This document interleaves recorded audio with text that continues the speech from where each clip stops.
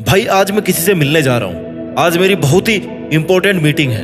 यार पता नहीं मेरे से मिलकर के उन्हें कैसा लगेगा, मैं उन्हें पसंद आऊंगा या नहीं आऊंगा, मेरी बात वो मानेंगे या नहीं मानेंगे, कैसी रहने वाली है हमारी ये मीटिंग पता नहीं। ये सब सवाल लेकर आप में से बहुत से लोग कंफ्यूजन में रहते हैं और इन्हीं का सॉल्यूशन मैं इस वीडियो में आपको बताने वाला हूँ, जिसमें 8-10 मिनट में आप किसी को भी कैसे अपना बना सकते हो, कैसे उनका दिल जीत सकते हो, कैसे उनको अपनी बात से कन्विंस कर सकते हो, अपने फेवर में ला सकते हो, ये आप सीखने वाले हो। इसके लिए आप ऐसा क्या करो कि सामने वाले के दिल को छू लो, उसको कन्विंस कर जाओ, उसको एकदम इंप्रेस कर दो। आपकी बातों से सामने वाले को ये फील हो कि यार ये बंदा कितनी बार मेरा दिल जीतेगा। हर बार आपको इतने ही इंप्रेसिव तरीके से बात करनी है। आज के दौर में सबकी यही इच्छा होती है कि सब उसे पसंद करें, वह लोगों के दिलों पर राज करे। तो चलिए जानते हैं कि ऐसा क्या करें जिससे लोगों के दिल और दिमाग पर आप ही राज करो। इस वीडियो में बताए गए मेरे टिप्स को ध्यान से सुनिए और अपनी लाइफ में अप्लाई कीजिए। मेरा आपसे ये वादा है कि आप सामने वाले को पहली मुलाकात में ही अपना बना लोगे।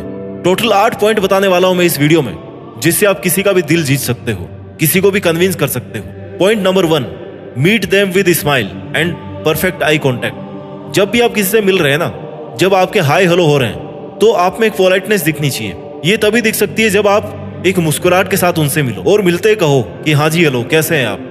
आपकी चाल ढाल, आपका ड्रेसिंग सेंस, आपका बोलने का तरीका, रिस्पेक्ट देने का तरीका, स्माइल का तरीका, ये सब आपको ऑन स्पॉट बाहर से रिप्रेजेंट करते हैं, क्योंकि ये सामने वाले को सीधे सीधे दिख जाते हैं जब आप सबसे पहले नोटिस में आते हैं। इन सबको देख करके वो आपके बारे में एक परसेप्शन बना लेता है। उस टाइम आपका बिहेवियर एकदम पोलाइट होना चाहिए, जिससे सामने वाले में आपको जानने की एक एनर्जी क्रिएट हो। जब भी आप उनसे मिलो ना, एक हल्की सी स्माइल के साथ मिलिए, क्योंकि दुखी चेहरा किसी को भी पसंद नहीं है। स्माइल से आपकी बात करने का डबल इम्पैक्ट पड़ता है, पॉजिटिव वाइब्स आती है। कहीं आपको देखकर उन्हें यह ना लगे कि आप किसी जंग पर आए हो। बी काइंड, बी काम एंड बी नॉर्मल। अब मैं यहाँ हर टाइम मुस्कुराते रहने को नहीं बोल रहा हूँ कि आपके चेहरे पर फेक स्माइल आती रहे। नेचुरल और लिमिटेड होनी चाहिए। Smiling is also an art, सीखिए उसको। लेकिन ऐसा चेहरा भी नहीं होना चाहिए कि जिसको देखकर सामने वाले को बात करने का मन ही नहीं करे। लोग हमेशा खुश रहने वालों से ही मिलना पसंद करते हैं। आपके कम्युनिकेशन, आपकी बातें सब नॉर्मल स्माइल के साथ होनी चाहिए। इसके साथ ही आपका उनसे perfect and simple eye contact होना चाहिए। आई कांटेक्ट का मतलब ये नहीं है कि आप उनकी आंखों में घुसी जाओ, उनका बात करने का कॉन्फिडेंस ही खत्म कर दो। अरे भाई, आप उनसे बात कर रहे हैं तो उन्हें ऐसा लगना चाहिए कि आपका ध्यान सिर्फ उन पे है। आप बात करने में कितना इंटरेस्टेड हो, आप कहीं बोर तो नहीं हो रहे, आपको उनकी बातें सुन करके मजा आ रहा है, ये आपको उनको रियलाइज करवाना है। और ये सब आई कांटेक्ट से पता चल जाता है। अब आई कांटेक्ट के साथ में बॉडी लैंग्वेज भी बहुत जरूरी होती है। जैसे बात के दौरान आप अपने हाथों को ना हिलाएं, फिंगर्स ना मोड़ें, अपने पैरों को ना हिलाएं, बार बार अपना चश्मा सही नहीं करें, बार बार पानी ना पिएं। इससे आपके अनकंफर्टेबल होने का पता पड़ता है। इसलिए अपनी बॉडी लैंग्वेज को स्टेबल और इंप्रेसिव रखें। Point number 2, B original and don't show off. मतलब ये कि सीधी बात, नो बकवास। आप किसी से मिल रहे हैं और आपको ये भी पता है कि आप उसको अपनी बातों से कन्विंस करना चाहते हैं, तो इसके लिए आपको झूठ बोलने की जरूरत नहीं है। लेकिन जो भी बोल रहे हैं कॉन्फिडेंस से बोलने की जरूरत है, ओरिजिनल रहने की जरूरत है। वैसा ही खुद को रिप्रेजेंट कीजिए। कुछ लोग खुद को बहुत हाई लेवल का दिखाने के चक्कर में ना कुछ ऐसी बातें सामने वाले से कह देते हैं कि उसे अपने आप ही पता पड़ जाता है कि आप फेंक रहे हैं। आप जो कह रहे हैं, आपका ओरिजिनल रहना सामने वाले को 100% इंप्रेस करेगा। ऐसी कोई भी बात, कोई भी चीज जो आपके पास नहीं है, उसके बारे में सीधे सीधे मना कर दें कि नहीं यार, ये मेरे पास नहीं है, ऐसा मैंने नहीं किया। इससे क्या होता है, सामने वाले को लगता है कि आप उससे कोई चीटिंग नहीं कर रहे हैं। दिल जीतने से पहले विश्वास जीतना बहुत जरूरी होता है। विश्वास जीतने के लिए आपका व्यवहार अच्छा और बिना दिखावे का होना चाहिए। मैं आपको मेरे एक फैमिली फ्रेंड के बारे में बताता हूँ। मैं जब उससे पहली बार मिला ना, उसके साथ बैठा, तो उसकी बातों से मुझे सच में ऐसा लगा कि यार वो 15-20 लाख रुपए तो ऐसे ही अपनी गाड़ी में लेके चलता होगा। और हकीकत यह है कि चाय भी मैं उसको पिलाता हूँ आज। आप जिनसे मिल रहे हो ना, हो सकता है उनके साथ आपके रिलेशन आगे जाने वाले हो, तो हकीकत भैया पता पड़ी जाएगी ना, आज नहीं तो कल पता पड़ जाएगी। अपने आप को, अपनी आइडेंटिटी को लेकर, अपने काम को लेकर, अपनी आइडेंटिटी को लेकर ऑनेस्ट और क्लियर रहना है। इसलिए किसी भी बात का शो ऑफ ना करें, जैसा हो वैसा बता दें। Point number 3, be a good listener. मन लगाकर सामने वाले की बातों को सुनो। जब वो बोल रहा है तो बीच में उसकी बात को ना काटो, चुपचाप उन्हें सुनते रहो। जब वो अपनी बात पूरी कर देना, उसके बाद में अपनी राय रखिए। आपके अच्छे लिसनर होने का ये फायदा होगा कि सामने वाला बेझिझक अपनी बात रख पाएगा कि उसको क्या पसंद है, और आपको भी ये पता पड़ जाएगा कि भैया उसे क्या पसंद है और क्या नापसंद। आप उसे सुनोगे ही नहीं, बीच में उसकी बातें काट दोगे, तो उसे भी लगेगा कि आप उसमें बिल्कुल भी इंटरेस्टेड नहीं है। अपना ईगो साइड में रखकर सामने वाले को दिल खोलकर मन का बोझ हल्का करने का अवसर दीजिए, क्योंकि कई बार अपने मन में ऐसी बातें होती है ना, जिसका सामने से चाहे पॉजिटिव या नेगेटिव रिस्पॉन्स ना मिले, लेकिन उसको कह देने से या किसी को सुनाने के बाद मन हल्का हो जाता है और आप तो उनको कन्विंस करने गए हो ना, उनको इंप्रेस करने गए हो, तो आपका फर्ज है उनको शांति से सुनना। आप उन्हें स्पेशल फील करवाइए, उन्हें लगना चाहिए कि उनका आपसे मिलना वेस्ट नहीं हुआ है। तो एक गुड लिसनर होना गारंटीड सामने वाले का दिल जीतने में आपकी हेल्प करेगा। पॉइंट नंबर 4, उनकी बातों में इंटरेस्ट लीजिए। आप किसी को भी इंप्रेस करना चाहते हैं ना, तो शुरू के 2-3 मिनट तक उनको सुनिए अच्छे से। इससे आपको ये पता चलेगा कि उनका किस में इंटरेस्ट है, उन्हें क्या पसंद है, क्या करना अच्छा लगता है। दिलचस्प बनने के लिए उनकी बातों में दिलचस्पी लेनी पड़ेगी। अगर आप किसी से मिल रहे हो और आपको लग रहा है कि आपकी फॉर्मल बातें खत्म हो गई और आपके पास कोई टॉपिक नहीं है बात करने के लिए, तो आप उस टाइम पर उस चीज के बारे में बात कर सकते हैं जो आपने नोटिस, जिसमें सामने वाले का इंटरेस्ट है। फॉर एग्जाम्पल, उनके पसंदीदा फूड या उनकी पसंदीदा सिटीज के बारे में आप बात कर सकते हैं। यार मैं भी वहां पे रहता था, वहां पे ऐसा है। किसी से भी उसकी पसंदीदा चीजों के बारे में बात करना उसको हमेशा अट्रैक्ट करता है। उनसे ऐसे सवाल पूछे जिनके जवाब देने में सामने वाले को मजा आए। वो ये सोच ही रहा हो कि यार अब इस टॉपिक पर बात होनी चाहिए, और तभी आप उनके फेवरेट टॉपिक पर बात करने लग जाएं, क्योंकि उसमें वो इंटरेस्ट रखते हैं। और जिसमें वो इंटरेस्ट रखते हैं ना, उनके लिए वो चीजें बहुत मायने रखती हैं, और उन्हीं पर फोकस्ड बातें करके आप उनका दिल जीत सकते हो। Point number 5, give respect and mention their name in between.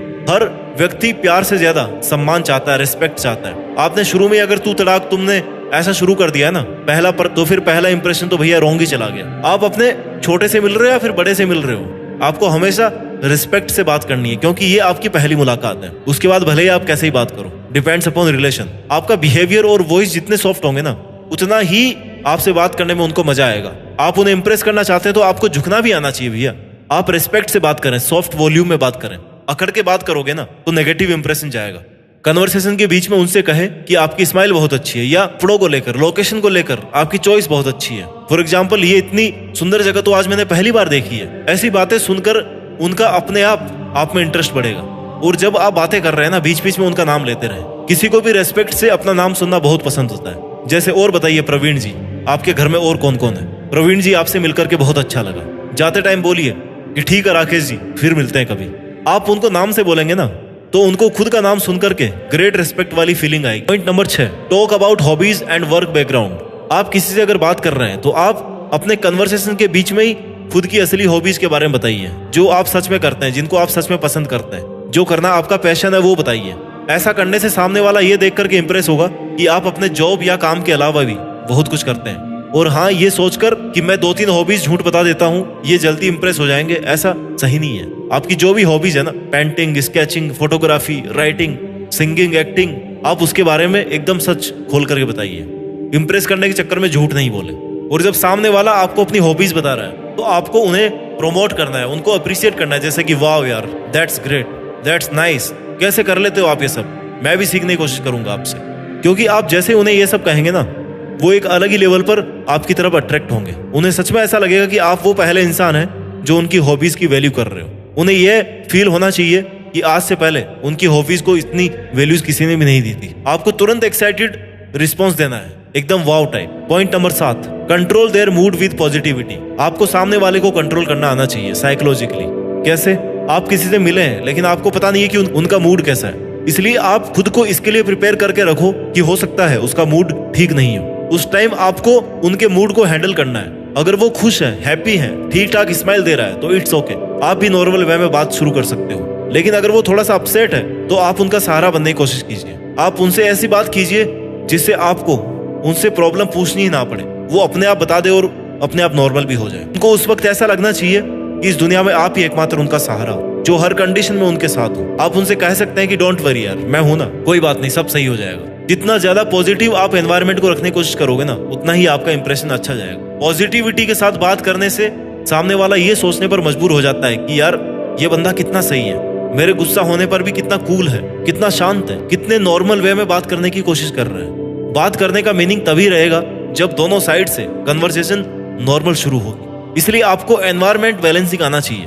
सामने वाला अगर गुस्से में है ना और आपने भी 2-4 बातें ऐसे बोल दी तो भैया फिर कॉन्ट्राडिक्शन हो जाएगा।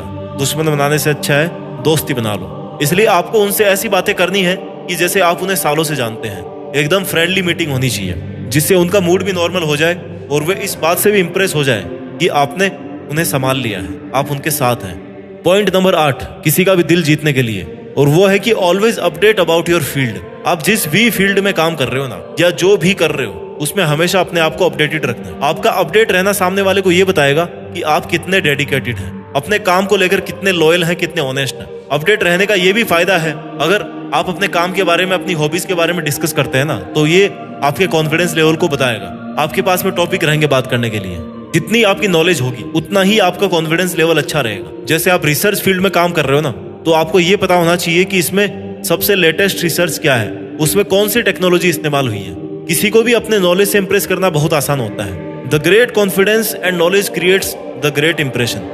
इस वीडियो के लास्ट में 8 पॉइंट को मैं समराइज कर देता हूँ। पॉइंट नंबर 1, किसी से अगर मिलने जा रहे हो तो उनसे नेचुरल स्माइल के साथ मिलिए, आई कांटेक्ट बना के रखिए और अपने बॉडी मूव्स को स्टेबल रखिए। पॉइंट नंबर 2, कुछ भी शो ऑफ ना करें, जैसे हो जो जानते हो उतना ही बताओ। पॉइंट नंबर 3, गुड लिसनर बनकर उनकी बातों को सुनिए, सामने वाले को खुलकर बात करने का मौका दीजिए। पॉइंट नंबर 4, उनमें अपना इंटरेस्ट दिखाइए। पॉइंट नंबर 5, रेस्पेक्ट से बात कीजिए, बातों के दौरान बीच बीच में उनका नाम लेते रहो। पॉइंट नंबर 6, अपनी रियल हॉबीज के बारे में बात करें, उनकी हॉबीज को अप्रिशिएट करें। पॉइंट नंबर 7, उनका कैसा भी मूड हो उसको पॉजिटिव बनाकर अपने फेवर में करने की कोशिश करें। पॉइंट नंबर 8, अपने वर्क नॉलेज में हमेशा अपडेट रहिए।